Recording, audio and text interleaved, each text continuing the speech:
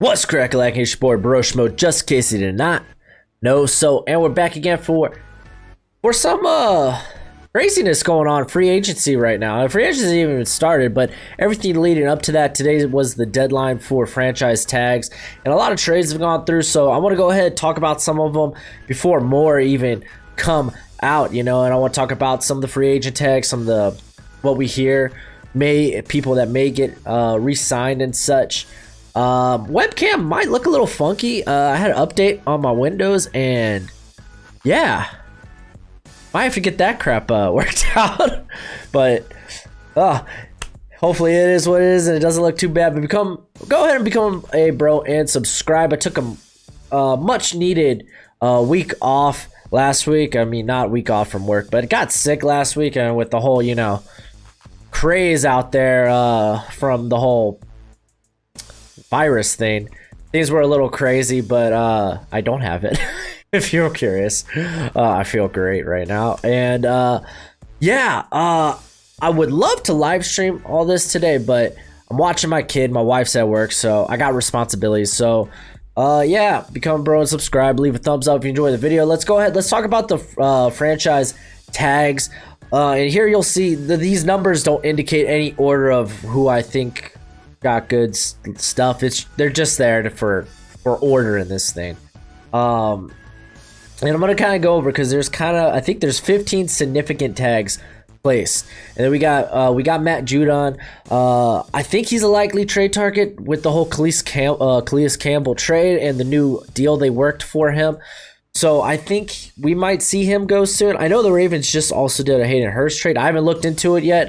That popped up just when I started filming, but we'll take a look at that at the end. Justin Simmons was a no-brainer. They're going to work on an extension with him. Yannick Ngakoue, he's another guy I think that's likely to be traded. I think the Bills might be a spot there. I mean, honestly, I think these guys won't get anything higher than a second-round pick. I can't imagine. I mean, look what Jadeveon Clowney got last season. So I can't see anything like super significant. Like a second rounder, I think would be fine for these guys.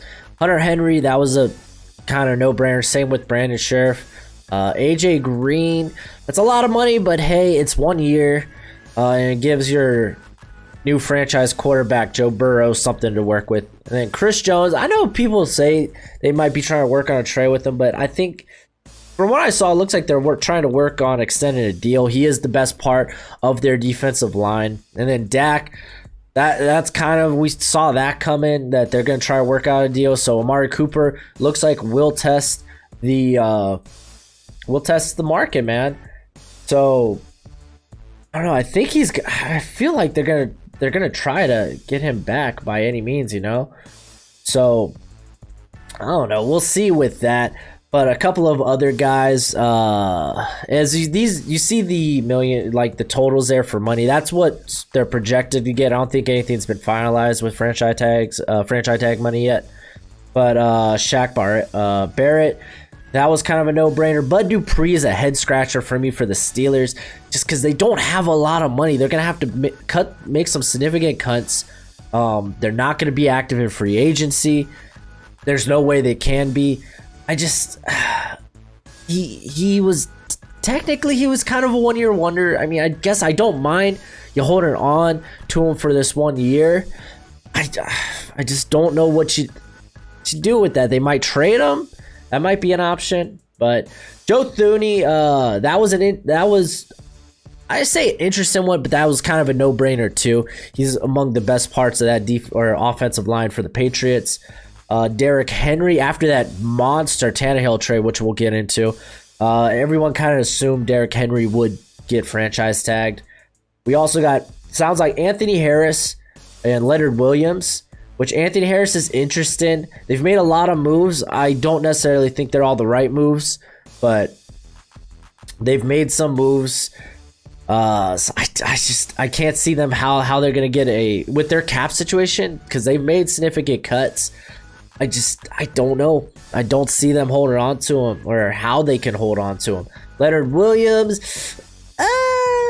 I mean, they did trade a lot for him last season. At least to me, I think they gave up significant draft capital to get him. So I think you'd want to at least hold on to him for more than half a season. And then Cardinals, Kenyon Drake, he got the transition tag, which should be around 10 million year-ish, which kind of makes sense with the big blockbuster trade if you're not aware of David Johnson leaving the Cardinals. And that ain't the blockbuster trade part about it, you know?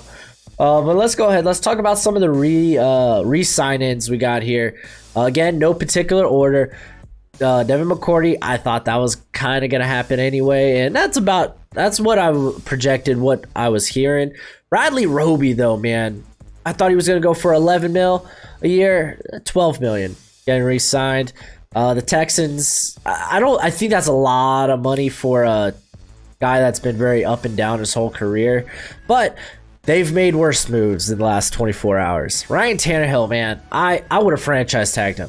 I don't know what with the Titans, it's like I would say, hey, franchise tag, you got one more year to prove last year wasn't a fluke. But no, they're committed. 4 years, 118 million.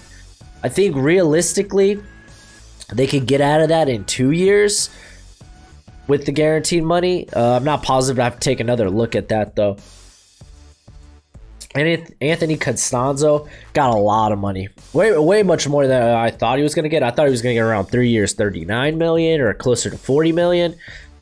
But 2 years, 33 million. I mean, he's one of the best tackles in the league. So I don't mind that. They had the money to spend. Josh Norman, whoo, man, 1 year, 6 million. I think that was a steal. And on top of that, the Bills did re-sign Quinton Spain to a 3 year, 15 million, which good on you, Bills, man. Establish that line. They got him for pretty cheap.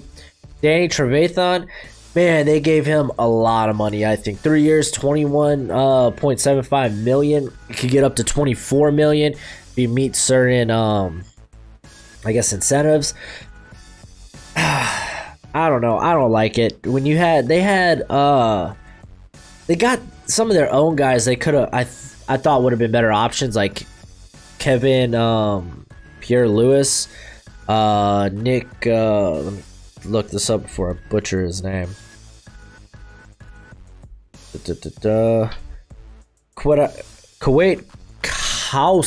Kwiatkowski. Man, I'm never gonna get that right.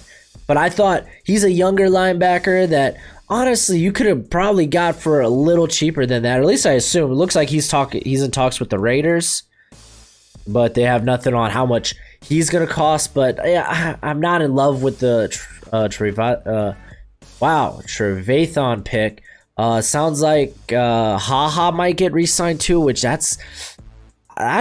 he's right now projected 4 years, about 36 million. So I don't know where they're finding the cap. I think they're also in talk with Teddy Bridgewater. So yeah, wild. Austin Eckler, I think they got him on a 6 year, 4 year, 24.5 million, 6 million a year. I think that's a steal. The Chargers, I think, have made a lot of very good moves thus far in free agency. So I'm very impressed with that. Davison for the Falcons, I think their cuts or their releases are much bigger than this. This is, I mean, they could stand to get better on the interior with Grady Jarrett, and then, I mean, he's not a bad like role player, but I still think they need some more upgrades there, especially on the edge as well. But yeah, getting rid of Trufant was the big surprise. I wasn't too surprised about Devontae Freeman, but Trufant, yeah, that really, really surprised me.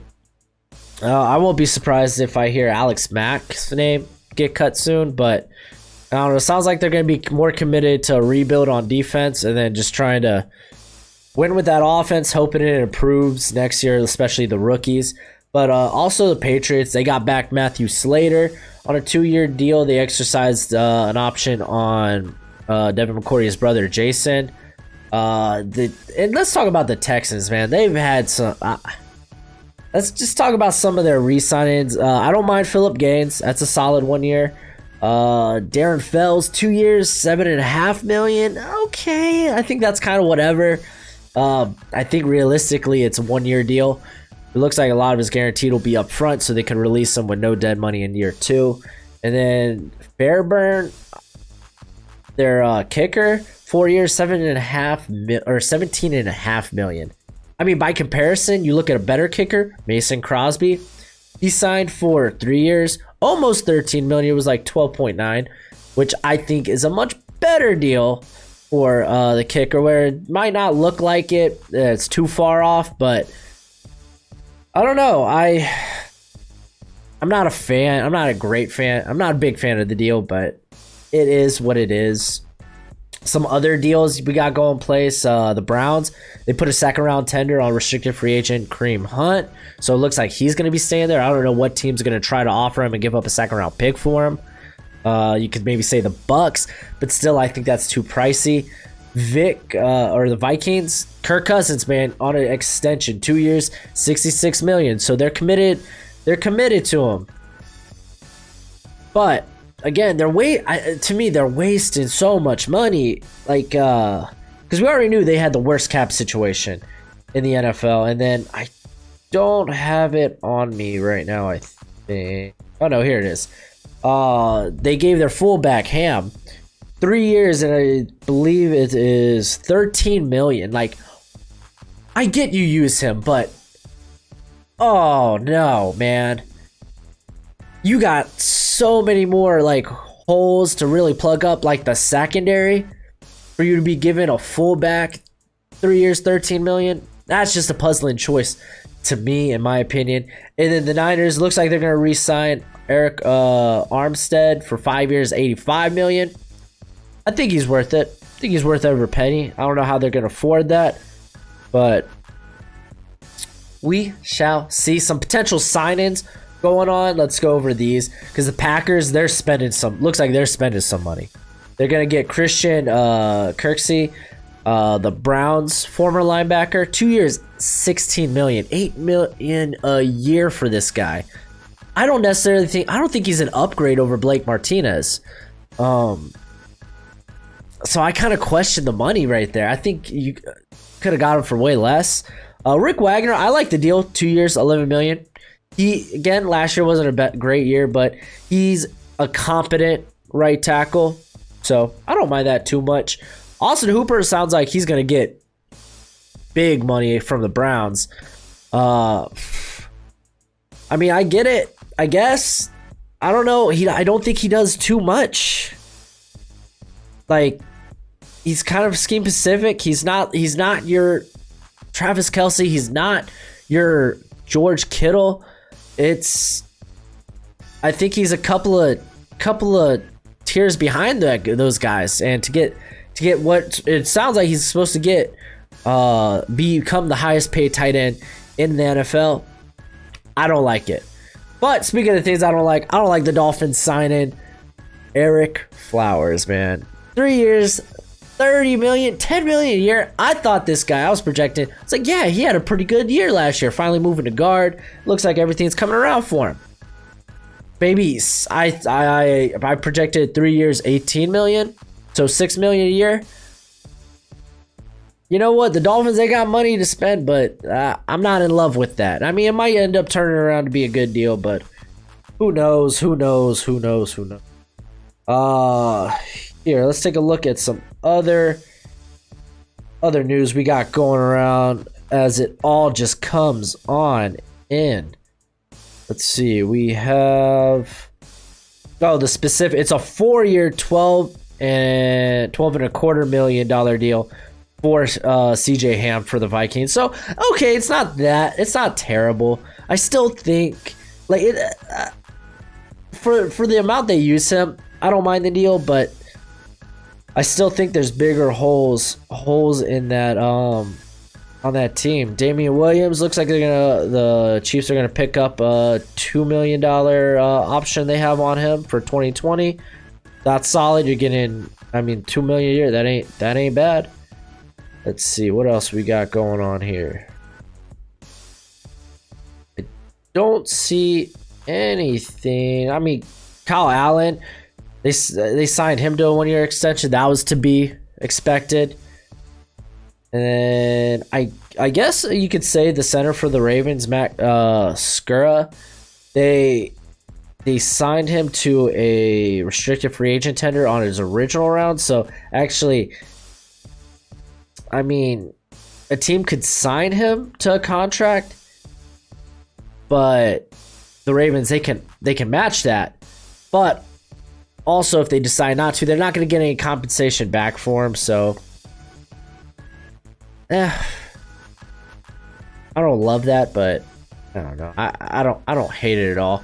So let's talk about some of these trades. We got rocking the world. Let's first talk about the Khalil Campbell trade.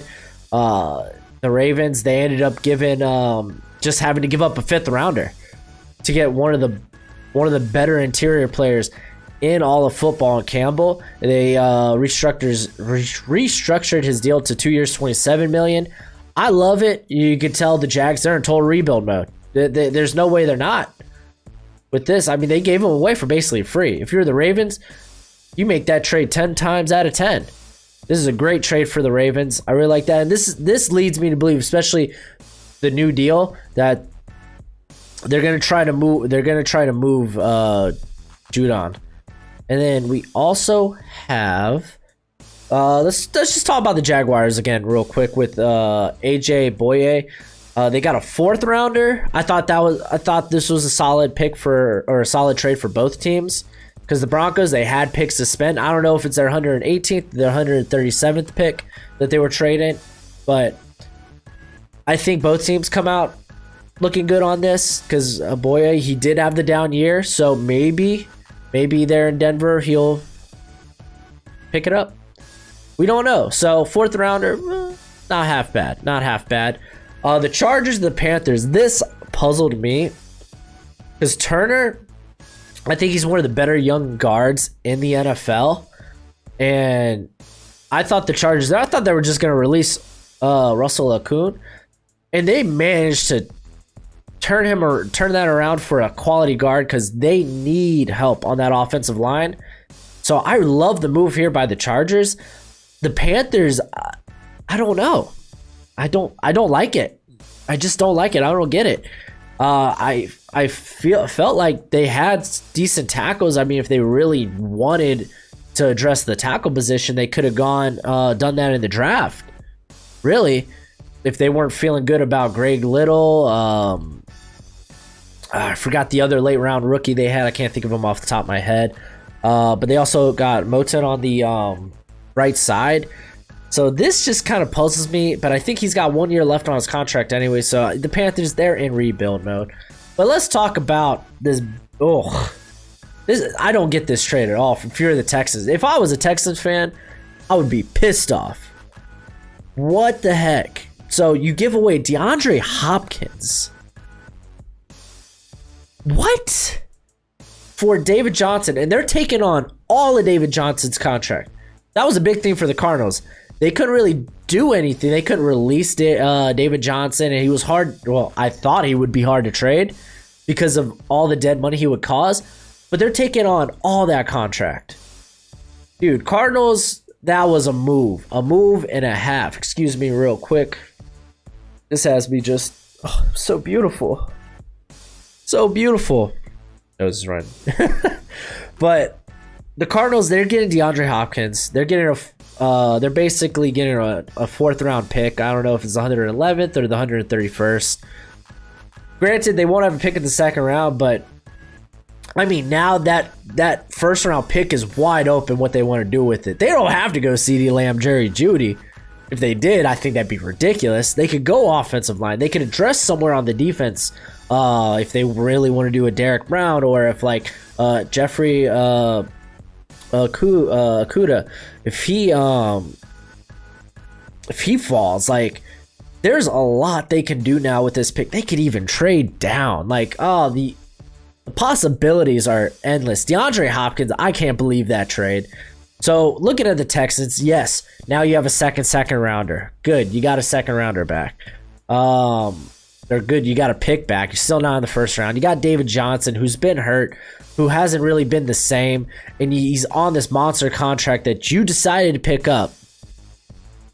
And then you get a 4th rounder for next season. Like, I don't get it, man. I just don't. To me, it's a bad trade. Yeah, like through and through, it's a bad trade. So I want to take a look at this Hayden Hurst trade, because it looks like it's to the Falcons. So the Falcons, they're acquiring tight end Hayden Hurst and a 2020 fourth round pick from Baltimore. The Falcons are getting Hayden Hurst and a fourth round pick. So, okay, in exchange for one. Okay, so the Falcons, they have 2 second round picks, and then they're going to get a 5th as well. So essentially it's like you're trading Hayden Hurst for a second rounder, and okay, wow, interesting. I think that's a pretty good trade both ways. Oh look, Blake Jarwin, he got some money. I was looking at that because Blake Jarwin. Let's talk about that real quick. We're kind of everywhere here, but that's free agency. Yeah. So we'll get to like, I think by maybe next week I'll have some grades for trades, some grades for sign-ins and whatnot. So that'll be a little bit more organized. More so, this is kind of just reacting to all the news going on. I'm already starting to lose my voice. Oh, excuse me.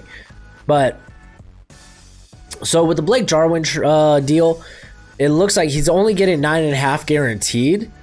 So realistically, they could be done after 2 years because it's a 3-year deal. So I don't mind it. Now he's shown big play potential. He gets to be the #1 tight end in town now with Win and Gone. So I don't mind it. I don't think it's a bad trade or a bad deal. But so the Hayden Hurst. So essentially, Hayden Hurst, he's becomes your second rounder, and then you're turning your fourth rounder into a fifth rounder if you're the Falcons. I don't mind it. I think the Ravens. I think this is interesting for the Ravens because now you have this second round pick, right? You have essentially 2. I think no, maybe 3 second round picks. Let's take a look real quick. Curiosity killed the cat. Even.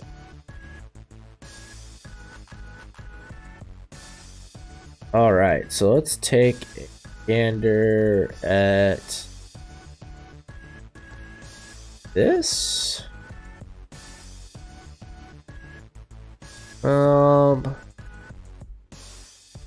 Okay, no, that's not updated.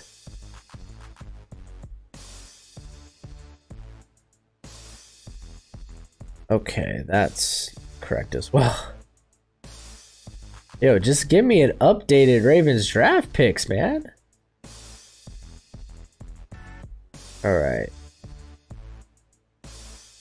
So, okay, no, they only had the one. Well, now they have 2 second rounders.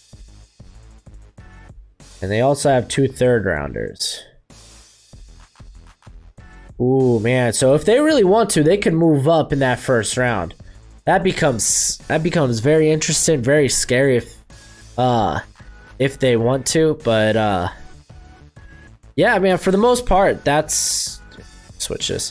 For the most part, that's what we got going on in the draft and free agency. I'm gonna get this webcam adjusted because it don't look great, but I wanted to get this out to y'all. Some of my feelings on what's been going on thus far. We also, like, again, none of this is really finalized till Thursday when it comes to the sign-ins. So that's when the new league year starts and all that. So yeah, that's it for the video. Go ahead, become a bro, subscribe. But until next time, you be easy, my friends. Later.